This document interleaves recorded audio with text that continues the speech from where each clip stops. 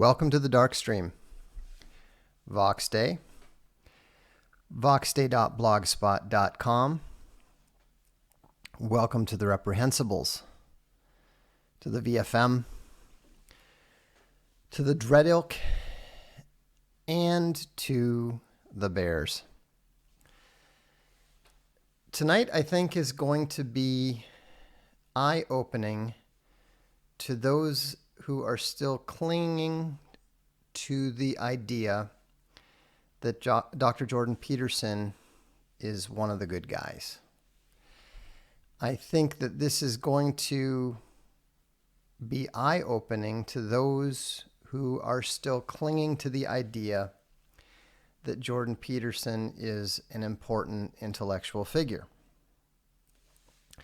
And I think that it is going to be eye-opening to those who are still under the impression that Jordan Peterson is helping people. Now, I wrote about this.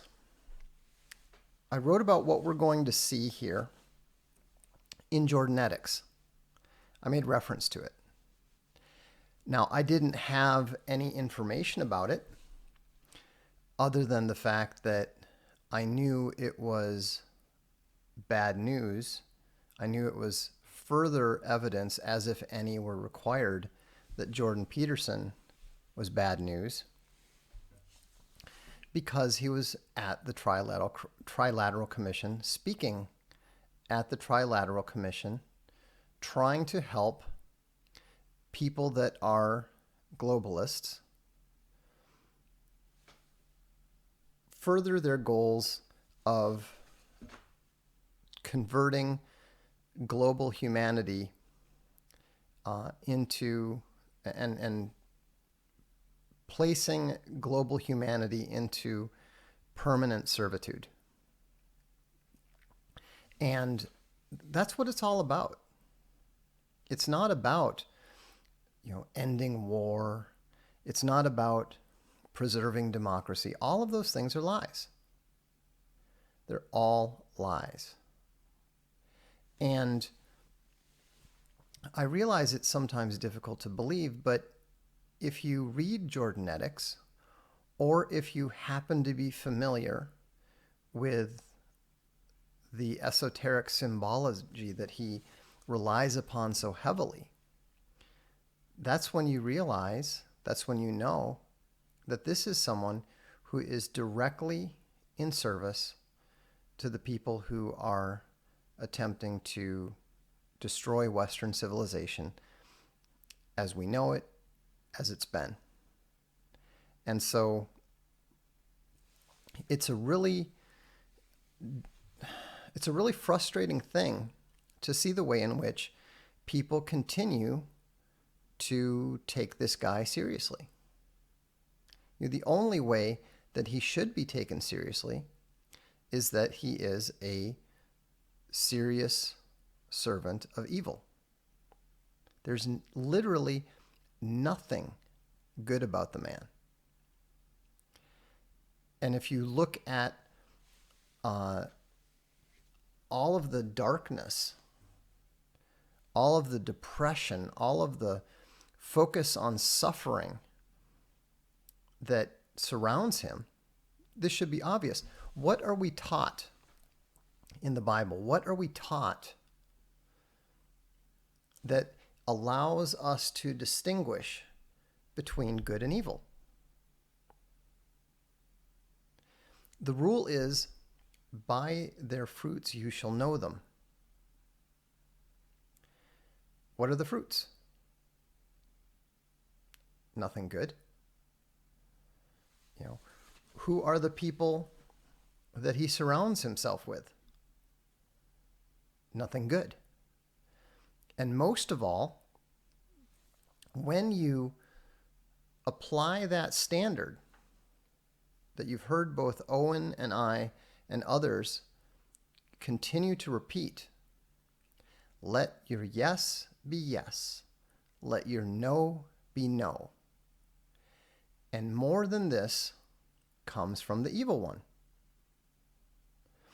Vile Faceless Heretic is exactly right. Jordan Peterson is a Pied Piper. And, for those who say, oh, well, he's doing so much good for people, where's the evidence? Is he leading people to worship Jesus Christ? No. Is he leading people to build stronger families and nations? No.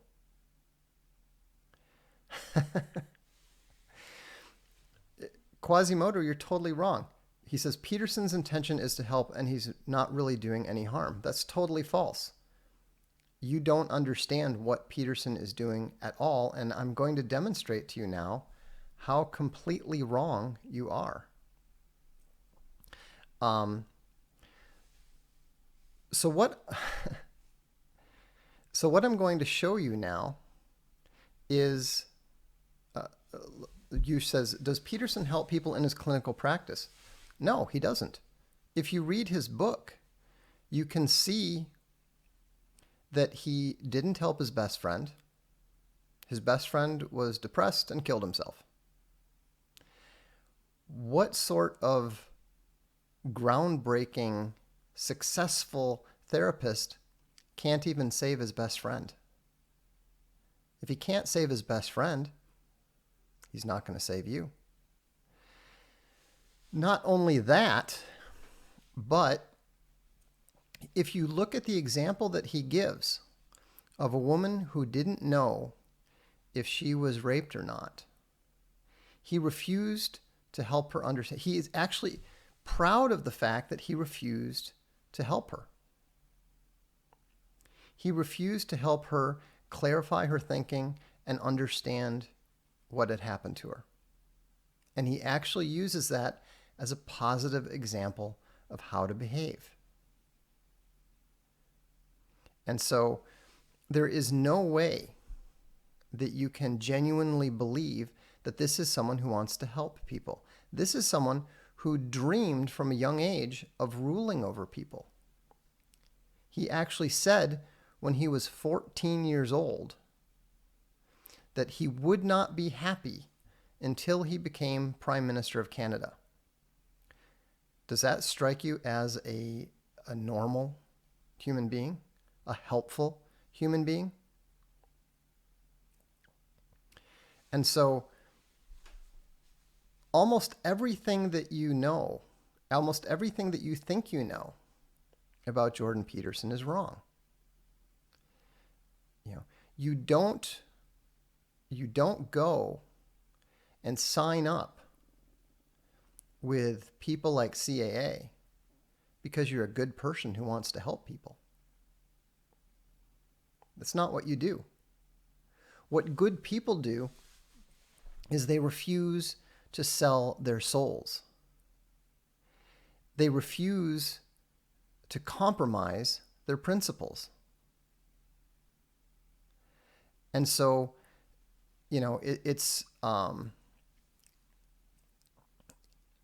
there are many people who have been offered the kind of deal that Peterson took. And when you look at Peterson, when you look at the way that he has, this is a man who sold his soul for fame and success. That's exactly what you see. And so I'm going to show you this now. This is a video of Jordan Peterson speaking at the Trilateral Commission. The transcript of it is at my blog, if you can't follow it along. And much of what I've talked about is in my book, Jordanetics. But some of the stuff that we're talking about here is newer because I did not have access to this at the time. So anyhow, let's have a look at this. I am going to turn off the camera and I'm going to fire up the video, and then I'm going to pause it partway through so that we can discuss the sections as it goes, okay? So let me put on my headset so I can hear. Let me know if there is proper audio from the video.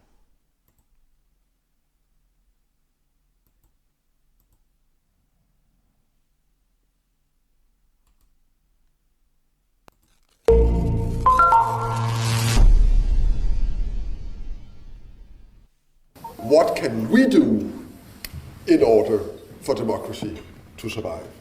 So I would like that to be the main theme for our conversation, and I can simply leave it at that and ask you, so what does it take and what can we do? Well, I should tell you first what I've been talking to people about. So my wife and I have been on a 100-city tour since January. And I've spoken to about 250,000 people over the course of that, in Australia and New Zealand and throughout the US and Canada.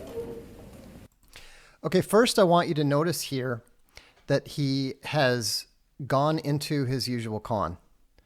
He's not answering the question at all. He's not addressing the question at all. He's simply going off on a tangent, talking about what he does. First, I should tell you about this. Why? What does Jordan Peterson talking to a bunch of people have to do with salvaging democracy? Some in Europe, mostly in the UK and in the Scandinavian countries. I'm coming back here in March and April to go through the South and the East. When I speak to audiences, I always watch people one by one, because I never speak to the crowd. And I always listen to the entire audience, because what I'm trying to manage when I'm speaking is to put everybody in the same place so that there's dead silence. Because if there's dead silence, that means that everybody's concentrating on the same thing, and that everybody has come to a collective agreement that that thing is of substantive importance. No, it doesn't mean that at all. In fact, that's a very female assumption. Everyone is quiet, so that means that we've all agreed upon something. It's nonsense. And the most reliable means of silencing an audience of 2,500 people, regardless of where that is around the world, is to make a strong case for the relationship between suffering, meaning, and responsibility. And the case for suffering, I think, is quite obvious, because... What does that have to do with anything? The best way to get people to be silent is to start talking about suffering, meaning, and responsibility. It's a complete non sequitur. One of the things that I point out to my listeners is that life has a tragic element, and we all are perfectly aware of that, and that we're subject to that as fragile and finite creatures, and that tragic element is amplified by the human proclivity for malevolence at a psychological level and at a social level. And that's the reality that we find ourselves confronted with eternally, in some sense. And that the proper antidote to that is not the pursuit of happiness, and it's not even the existence of the individual rights that are part of the substructure of democratic society, but the willingness to accept voluntary responsibility for those preconditions and then working to rectify them. He's babbling about the same stuff he always talks about. This has nothing to do with the transformation of Europe. This has nothing to do with the lack of faith in democracy. The reason that democracy is in peril is because the representatives do not enforce the will of the people. It has nothing whatsoever to do with the topic. He's just going into his familiar shtick. This is a con man who is selling a con. And the corollary of that is that it's almost inevitably the case that people find the meaning that sustains themselves through suffering and that enables them to be motivated sufficiently to constrain their own malevolence is to be found in the adoption of responsibility. And it's surprising that a message that has that much weight, let's say, and that little frivolity, because there's no frivolity, let's say, in that. Now he's talking about how important his own message is. This is something I point out in Jordanetics. At one point, he admires how wise a particular take on something is, but unless you look up the footnote, you don't realize that he's actually praising the wisdom of his own statement in his previous book. So, what he's talking about is very, very important and very non-frivolous, and also completely unrelated to the topic at hand still. Silences people. Can democracy survive? Well, first of all, if you ask... We're now 3 minutes, 57 seconds into it, and he just realized that he hasn't begun to answer the question. The typical person in a democratic society, whether they would like it to survive, the resounding answer to that is going to be yes. The people who are working to undermine it are a tiny radical fringe on both ends of the political distribution, let's say, with a disproportionate amount of exposure and power. Okay, he answered yes to a non-yes or no question. Because what he's doing is he is spinning this brief answer because he realized he hadn't answered the question at all. So he quickly makes reference to it, and then he goes promptly back to his usual topic. He's trying to talk down the extremists and return to his focus on the individual responsibility and suffering and so forth. And the people in the middle are lost in some sense without a uniting narrative. And a huge part of the narrative that has united democratic countries since their foundation isn't the doctrine of rights. And it's not the doctrine of individual happiness. It's the doctrine that the individual is the sovereign foundation of the polity and maybe of the cosmos itself, which is something that I happen to believe. Again, totally false. The individual has nothing to do with democracy per se. The USA has a doctrine of individual rights. Most democratic nations do not. Athenian democracy did not. Parliamentary democracy, if there was a true doctrine of individual democracy, then we would practice direct democracy. We would not accept representative democracy. He's just lying. And again, he's lying because he wants to return the topic to the individual so that he can run his usual routine. Given the important role that consciousness plays in existence itself, and that it's useful and necessary to call to people to remind them of their responsibility as sovereign individuals. And so I'm encouraging people to develop a vision for their life. Yeah, somebody pointed out that I didn't mention the even dumber thing.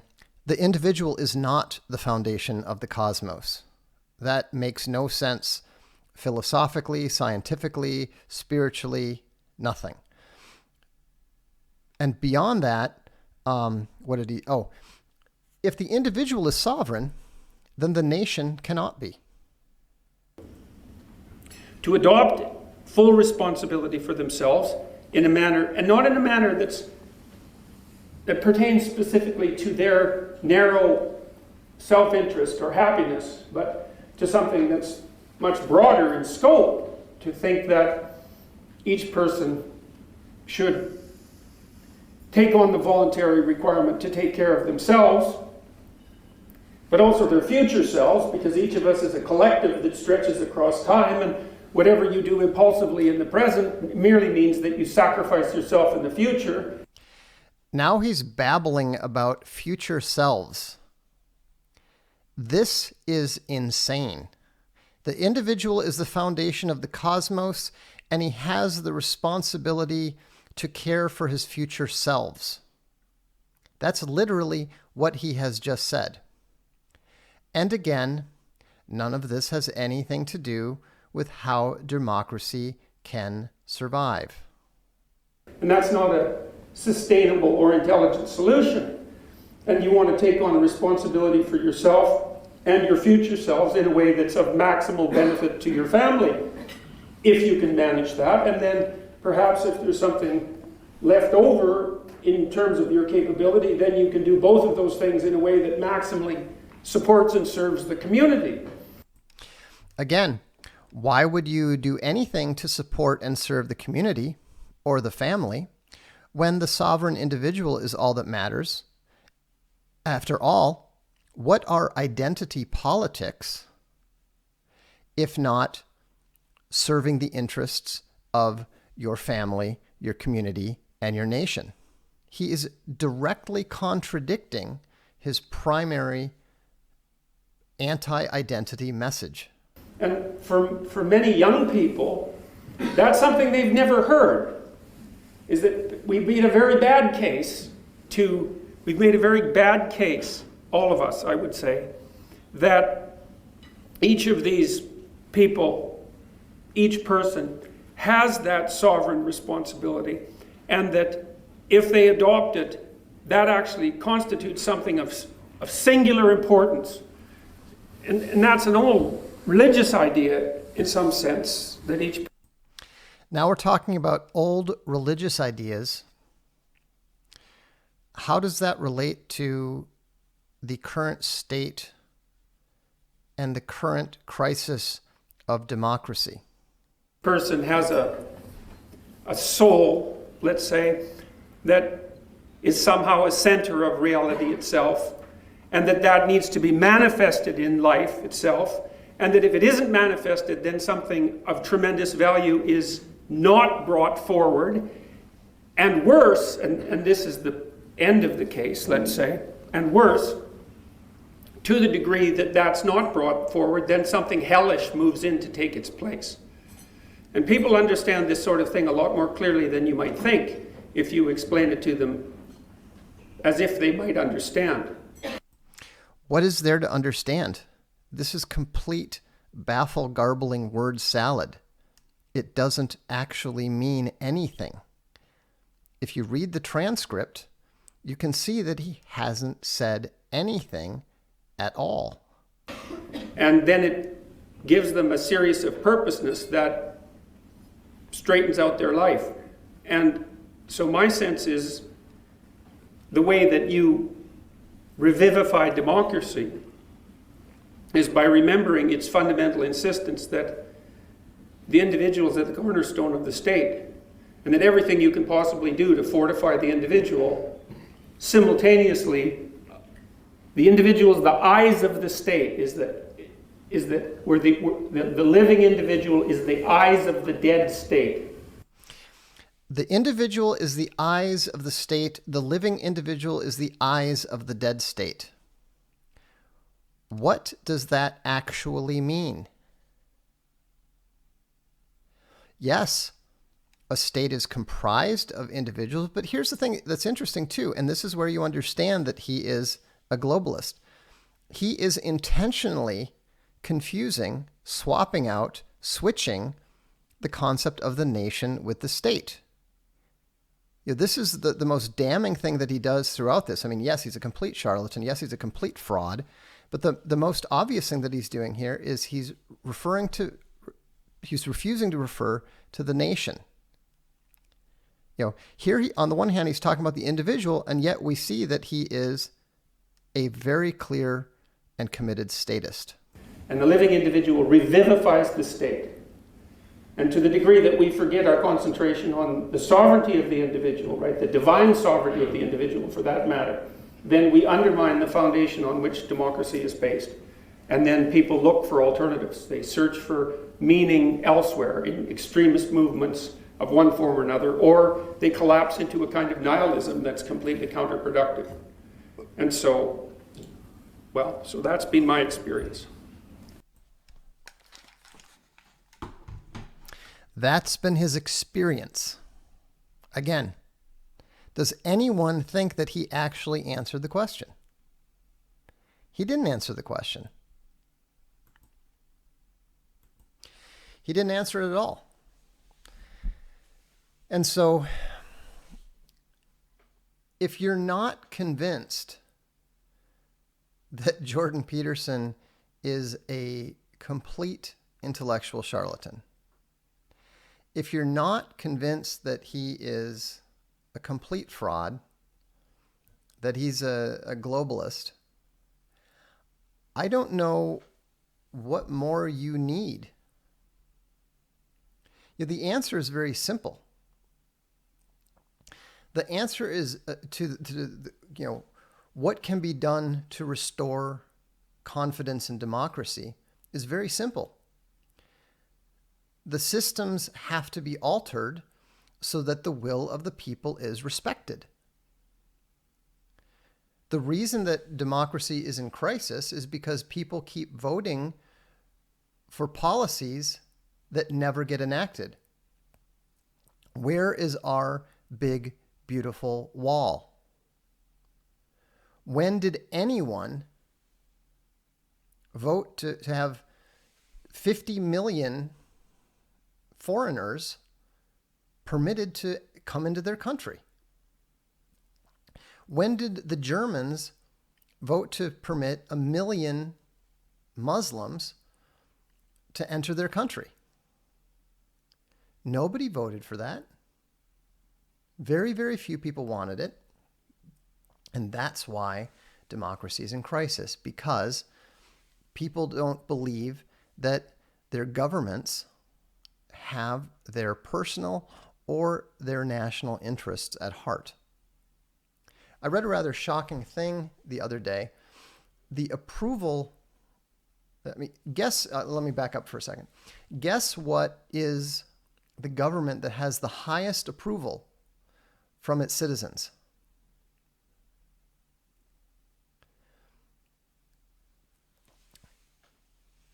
Have a guess. Lots of governments out there, they did a poll, and of something like, 20, 25 governments, guess which government is doing the best job, as far as the people are concerned, of ruling over its people? We have one guess for Germany, one for Russia, two for Russia, one for Switzerland, two for China, one for Japan, Iceland, US, Poland, Japan, Hungary, Russia, Liberia, Finland, Russia. It's China. And the amazing thing is that it's not even close. And the remarkable thing is that China is doing it without a system that most people recognize as being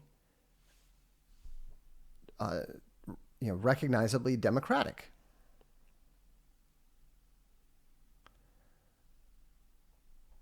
And so, and the way that they do that is they actually apply a system that's somewhat similar to the original concept, the original American concept of the states as laboratories of democracy.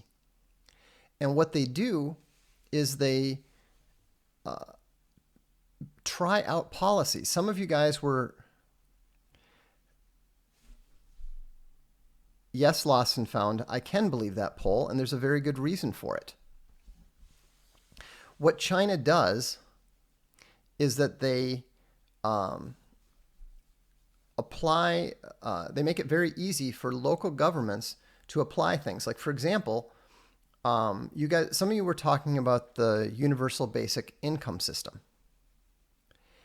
And so what they allow the local governments to do is that they permit the local governments to try out different policies.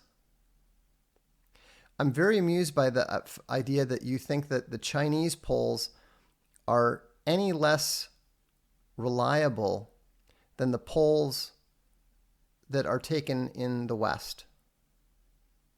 Okay? Why don't you learn to shut up, stop opining in ignorance, and listen to what you're being told? First of all, the Chinese people understand that their government is actually attempting to govern in their interest, in the interest of their nation. Do you believe that of the US government? Do you believe that of the Canadian government? And so, like I said, the interesting thing is that they try different things in these different areas, and then they study what works and what doesn't, and then what is brought in is adapted and accepted. And so that is something that people are much more interested in, vastly more interested in, than the fact that they get to cast a vote. And so the point is not whether you approve of China. The point is whether whether the Chinese people approve of China. And the Chinese do strongly support themselves. So, anyhow, democracy is not likely to survive very long, because more and more states are looking at the way that China operates, and they are seeing that it operates better than the West, because the West system has been entirely corrupted. The US is currently governed for the benefit of foreigners. You know, they're not, the US is not governed for the benefit of the American posterity for whom the US Constitution was written.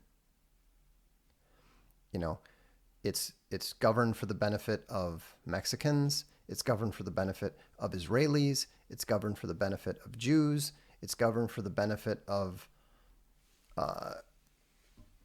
every country that gets invaded and has their people allowed to enter the US for one stupid reason or another. And so that's the crisis of democracy. The crisis of democracy is because there is no respect for the will of the people on the part of the elected politicians. Representative democracy is a complete failure. Look at what's happening in the UK right now.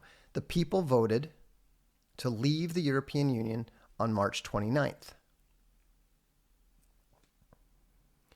The parliament, their elected officials, their elected government, is actively attempting to stop that.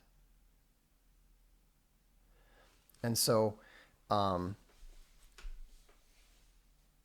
that's why democracy is in crisis. How do you fix that crisis? You have to force the government to govern in the interests of the people, and you have to force the government to obey the will of the people. Notice how I was able to answer that question in a sentence. Peterson couldn't do it when he rambled for 8 minutes. So, let's see here. Let's do the super chats now.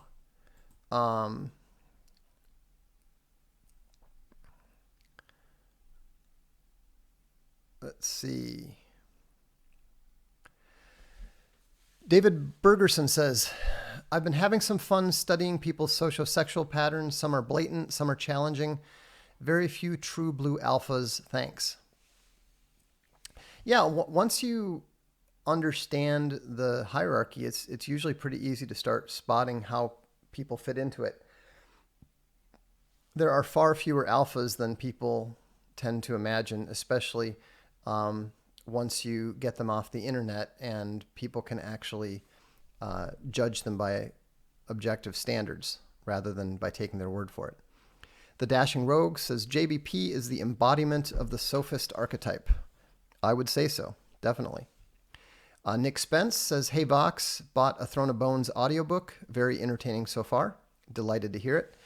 For those of you who don't know, A Throne of Bones is the first in my epic fantasy series. It's 934 pages and 31 hours, 25 minutes in audiobook. You can pick it up at archavencomics.com or at Audible. Freedom or War says, happiness is alignment with God, you prick. I think he's referring to Jordan Peterson there, but maybe he's referring to me. I don't know. I'm guessing not, but Fargoth7 says the Trilateral Commission ain't what it used to be.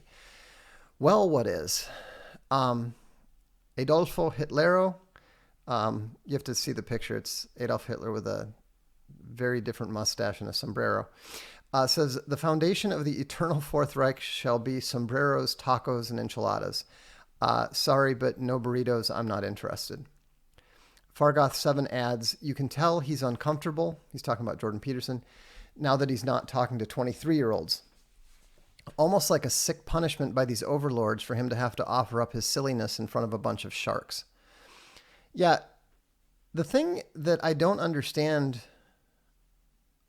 that most people don't see through is the fact that he just repeats himself over and over and over and over again. Now, I understand if you're giving the same speech to different crowds, yes, you're going to do that naturally, but you would think that he would give up the idea of trying to present it as if it's an extemporaneous performance that he just thought up for the first time.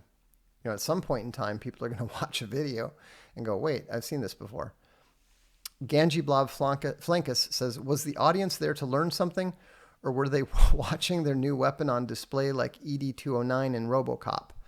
The latter was my impression.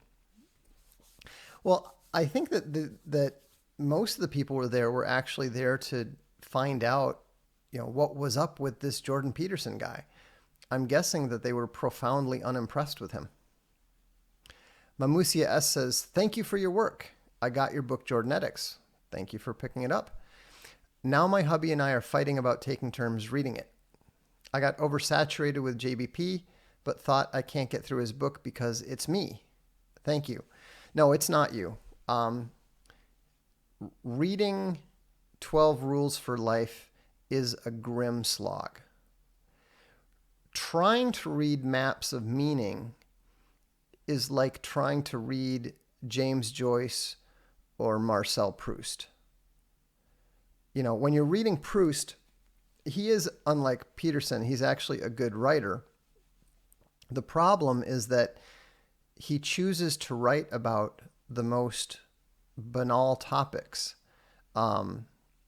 He spends something like the first 30 pages of Swan's Way talking about what he feels like and what his experiences are in bed when he wakes up.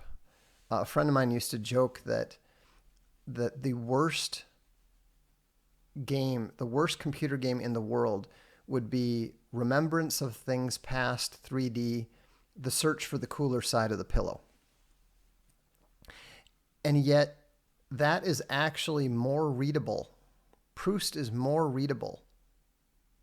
Umberto Eco is more readable in Italian than Jordan Peterson's Maps of Meaning. It is one of the worst things I've ever read. And not just because it contains the bit about the dream with his grandmother. China seems National Socialist. Yeah, I mean, I think that national communist is a perfectly good description of their system. This is one of the biggest ironies of the 20th century. Who would have thought that communism and occupation by the Soviet Union, military occupation by the Soviet Union, would actually be better for a nation than the quote-unquote freedom of the Western democracies? The countries that were occupied by the Soviet Union and forced to endure communist governments are actually in better shape in terms of their nation surviving than the Western European nations that were quote-unquote freed by the Allies. Ouroboros points out that China isn't a Zionist-occupied government. That is true, but there are plans to. I mean, that was the original plan for the banking system, for it to jump ship from the U.S. to China. I think that they may have had to change those plans because the Chinese don't seem to be playing along. But I don't know. That's well above my pay grade or my understanding. Brazilian Bear says, "What up? Found out that when I first used Infogalactic, have 5 ducks for making me far right." You're welcome, and welcome to the club. I understand that in Brazil, far right is now the in thing to be, so that's good news. For Posterity points out the Canadian government is openly opposed to white Canadians. That's clear, and that's why democracy is in crisis there. Benjamin Angrignon says, "Do you believe in monarchy?" I believe it exists. I believe it is probably a better system than most of the forms of democracy, and certainly all of the forms of representative democracy. They're a nightmare. They've proven to be failures. Marie Golay says it's going to be interesting for sure. Baron von Metzengerstein says, "Is China an example of an empire that has successfully become a nation?" I think that you might say so. I think that's a reasonable description of it. But keep in mind how long it took. And Marie Golay says, "Jordan P. Frog plays with Miss Piggy." I think that's an insult to Miss Piggy. Miss Piggy is an attractive pig as pigs go. Shell Beach says, "The real question was not how do we preserve democracy? The real question was how do we preserve our power?" Perhaps, but that's not how they preserve their power either. I mean, regardless of what the real question was, that was a bad answer. Sam Sutherland says, "Tried reading Night Flyers by George R.R. Martin. Total laugh out loud. About 1 million mentions of sex in the first few pages. It's like he's obsessed." Well, I think that he obviously is. Somebody did a count of the number of rapes and references to rapes in A Song of Ice and Fire, and I believe it came to something like 1 every 17 pages. He is one sexually messed up gamma. Frightening stuff. I can guarantee you that A Throne of Bones is much better in nearly every way. Most people, most reviewers have been kind enough to say that it is better than Martin's stuff. So that was my goal, and perhaps I achieved it. Are you going to be watching season 8 of Game of Thrones? Sure. Jason Abrams says Malazan is way better. Stephen Erickson's Malazan Empire, it is better.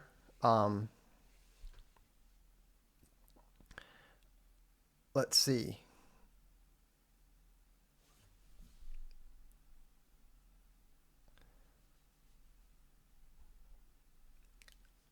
Bobio Jimbo says, "Thanks."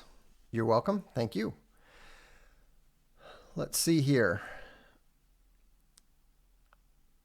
Vox, do you think there's a reason why the most successful British monarchs have all been women? Um, Let me think if that's reasonably true. I'd have to think about it. If that's true, there is a reason for it, but I would hesitate to try to answer it. I don't want to just give you an answer off the top of my head. We'll address that some other time. Arkano says, post-collapse, do you think we will see a return of monarchical rule in some places? Perhaps kingdoms rising up as the communities will need protection from banditry. Well, it's not just going to be that. It's also going to be the fact that people are completely disenchanted with democracy. They know the problems with democracy now. Erica says, I'm fairly new to the revelation of Jordan Peterson being a farce. So was his not wanting to be forced to call the trans person by the preferred pronoun a stunt to get popular? I believe so. I think that, I see no reason to believe that he's not sincere about not wanting to do that. But I do think that that whole thing was a stunt and a setup, especially that interview with Kathy Herman. It wouldn't surprise me. I'm not saying that it is because I don't know, but it wouldn't surprise me in the slightest. Joseph Sokolowski says, as an editor and an author, do you find it difficult to silence your inner critic and immerse yourself in fiction? Yes. I also have, but I'm used to it. I have the same problem listening to music. When I'm listening to music and they get to some awkward part or they have a lame breakdown or something, that throws me out of the song every time. I kind of laughed. There was something in the news about Mark Ronson, the English music producer. He's very good. And he said that he can't get it on to music because he invariably finds himself focusing on whether on the mix and whether the snare drum is too loud and that sort of thing. So I don't have it that bad, but yeah. Crazy Life says, Vox, are the Zionists still currently involved in Russian government or industry at all? Yes, there's still, they call them the oligarchs, and they are still influential. They're just not calling the shots completely anymore. Can we get Martin Van Creveld on the stream soon? He's brilliant. Thanks for suggesting him. That would be good. I don't think that we can get him actually on a stream at this time. He's in Israel, so his time zone's ahead of mine. He's gone to bed a long time ago. But I will definitely do a interview with him. In fact, I was actually just exchanging email with him today about some of the new stuff that we're going to be doing with him.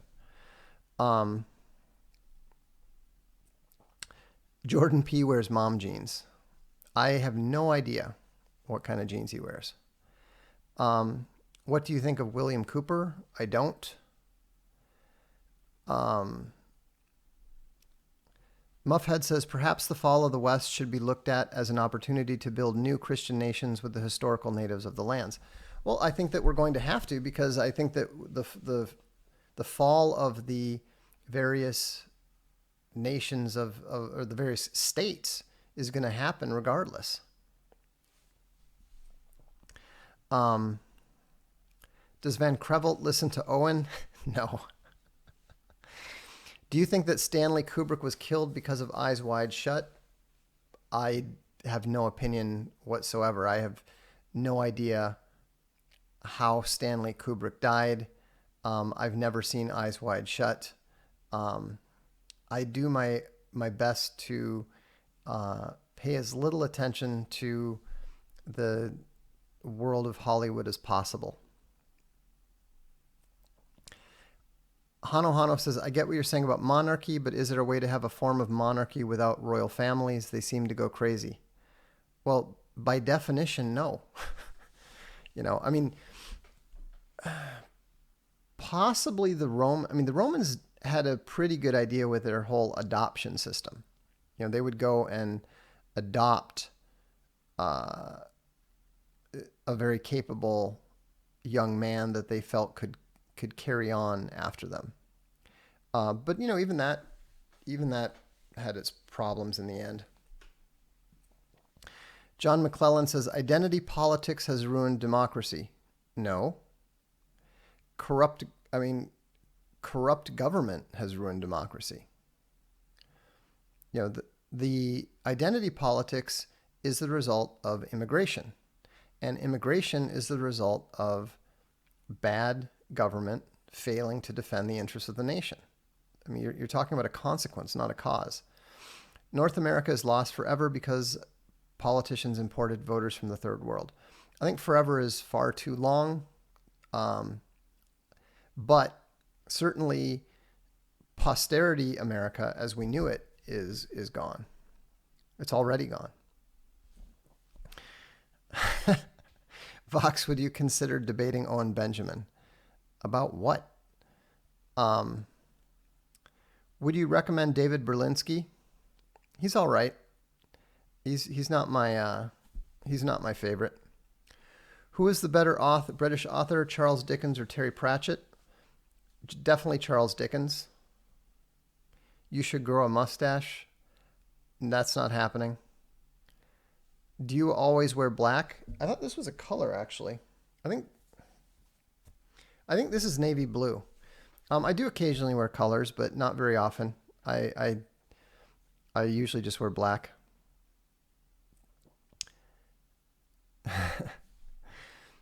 Is the attack on Western nations ultimately an attack on Christianity? In part, yes. Any chance the U.S. would reorganize along the lines of religion? It's entirely possible. I mean, the future is going to be different than anything we imagine. The moon landing. I don't have enough of an opinion on it. But Pratchett is very funny. He can be very funny. I thought that The Color of Magic was actually pretty lame. I thought most of the Rincewind stuff was pretty lame. But I really liked the Guard stuff. Frank 5 says, hey Vox, do you have career suggestions for high IQ Christians? I'm attending a good university and now see the college culture for the soul grinder that it is. Totally depends on what you're interested in. Just don't rely on credentials. And if you have the ability to also acquire a trade skill, I would highly recommend it. Especially a trade skill that's not dependent on technology.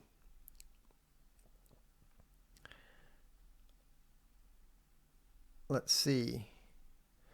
Comedy is way harder than fiction. Yes, it is.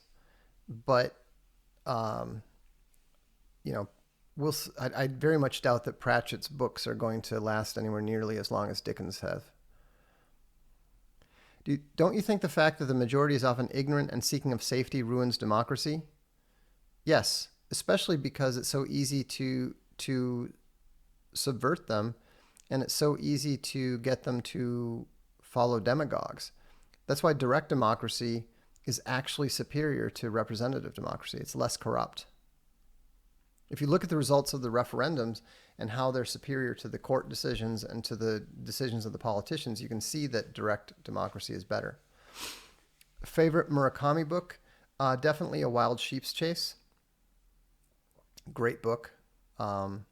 He's asking about Haruki Murakami, the great Japanese novelist. I also very much enjoyed his newest one. Killing Commandante is one of his best novels. It's much better than the colorless whatever Tazaki. It was nice to see him get back in the groove. Never Alone Forever says, some guesses on the success of British Queens. I believe Protestantism has backfiring machismo. I believe the one true faith naturally asserts itself even in Protestant women if the men decay. I can't say that I'm sold, but okay. It's a better answer than I came up with. Akira Miyamoto says, wow, 1300, actually 1383, the Dark Legion is growing fast. Yeah, it's great to see all the reprehensibles. What was Kafka on the Shore about? Uh, we don't have that kind of time, but it's a really good book. Kafka, yeah, sorry. Tsukuru, the colorless whatever Tsukuru. I'm new here. Can you point me to some prerequisite videos of yours? Yeah, just go to the Voxiversity channel and watch that. Do you like any Led Zeppelin music? There's a couple good songs. Immigrant Song is pretty good. I mean, Stairway to Heaven, as much as I'm thoroughly sick of it, is not a bad song. Owen claimed kangaroos are more hilarious than penguins. Well, he's wrong. He's totally wrong. I would totally debate him on that. Penguins are much, much funnier than kangaroos.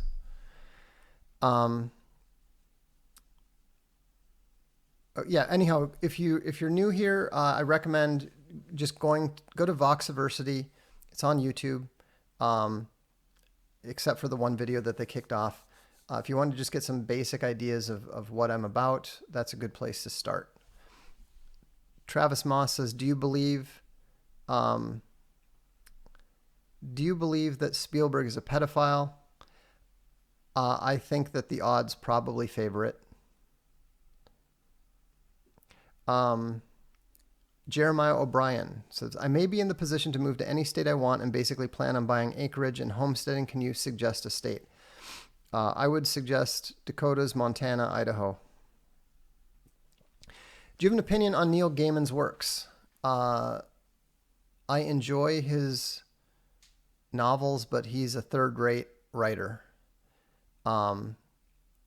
His Sandman is definitely an achievement of sorts, but he's a good writer, but he's a one-trick pony essentially, and the more Gaiman you read, the more you realize how limited he is.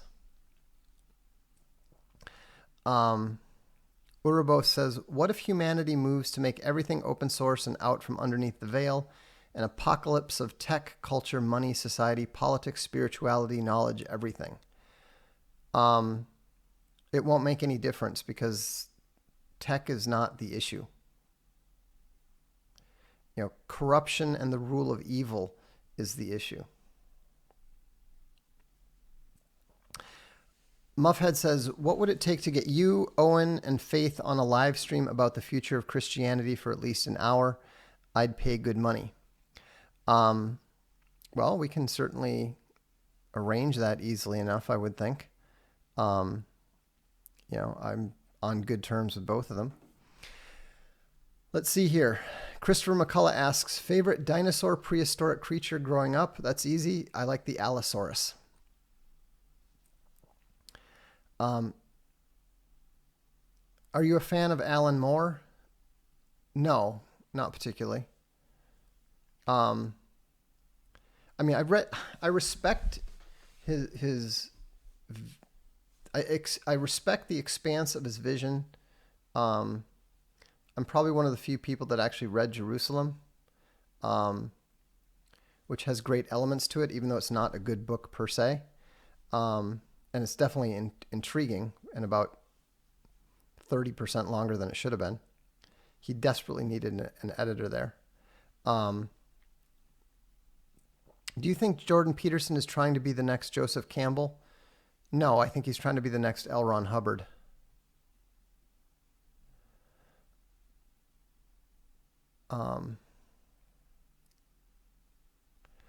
How are you going to survive the winter Dakotas when there's nothing there, no electricity or anything? Well, that's kind of the point. I got American Gods for 50 cents at Goodwill. Should I bother reading it? Sure, why not? When is Rogan having you on to debate he doesn't know how to fight? Never. I don't talk to the media. I don't talk to Joe Rogan. I mean, I don't think people understand how often I get interview requests. I mean, just today, the Canadian Broadcasting Corporation was asking me to get interviewed about Archaven and Alt Hero, and I said the same thing I always do. I don't talk to the media, and they asked for a few uh, images, so we sent that to them, but that was it. Um, Chris Scheuer says, "Is freedom the answer even if the outcome is bad?" No, not necessarily. Freedom is not the answer to everything. VFM Bear insists uh, he derides the notion of penguins and kangaroos and votes for the platypus. Look, everybody knows the platypus is funny. That's not the question. The question was not what is the funniest animal. The question is which is funnier, penguins or kangaroos? And I said obviously it's penguins. STE says, how fast do you think most Europeans will become nationalists once the economy starts to get horrible? They're already becoming nationalists. So, very, very fast. Will most migrants leave due to economical reasons? No, because they're going to leave out of fear of the native populations turning on them. They make more money, in the States or in the European countries than they do at home for the most part. Crazy Life says, we have an excellent welding school where I live, 2 years schooling, 8,000. The construction industry needs them badly. That's an option. And I think, and Shell Beach says, of course he always wears black. Do you think they call him the Dark Lord for nothing? I suppose that is true, although it's usually more the skulls. And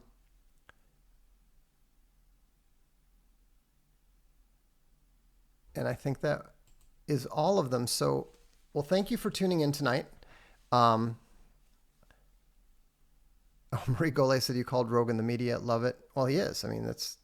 Will says a Kafka on the Shore discussion would be great because I'll admit it didn't make a lot of sense to me and the incest was a bit much.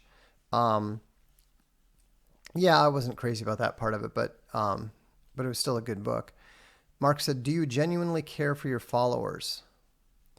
It depends on which followers you're talking about. I have a long and extended relationship with some of my followers. I don't call them followers. In fact, I don't like that term. If you are noticing that I'm sort of reacting negatively to the whole question, it's because I don't like that term. I refer to the people that pay attention to what I do as readers, mostly, because for the last, since 1996, the people who pay attention to me have been my readers. It's only recently that there are now viewers as well. And obviously I care about the VFM. Obviously I care about the Dread Ilk. I mean, these are people that I intellectually know through their comments over time, over the years. And so I am, but with the viewers and stuff, I would say that I appreciate them and I feel that I have a obligation to them. I can't say that I care about them in the same way that I care about, say, my teammates or my friends, because I don't actually know most of them. So it would be an overstatement to say that. Heather says, hey Vox, relatively new to the stream, and I've been wondering why you chose Christianity over Catholicism. Well, first of all, I believe that Catholicism is a form of Christianity, so I don't think that's quite the correct way to say it. But why am I a non-denominational Protestant? It's because I don't accept all of the Catholic dogma. I don't accept the concept of Mary's virgin birth. There's a lot of formal Catholic dogma, I think, that would probably surprise you if you actually take the trouble to read it. So, all right, good. Well, thanks for tuning in. I appreciate it. I hope this has been educational with regards to the fact that Jordan Peterson is both a globalist and a babbling intellectual fraud. I appreciate you tuning in. Have a good evening. This is the Darkstream. I'm Vox Day.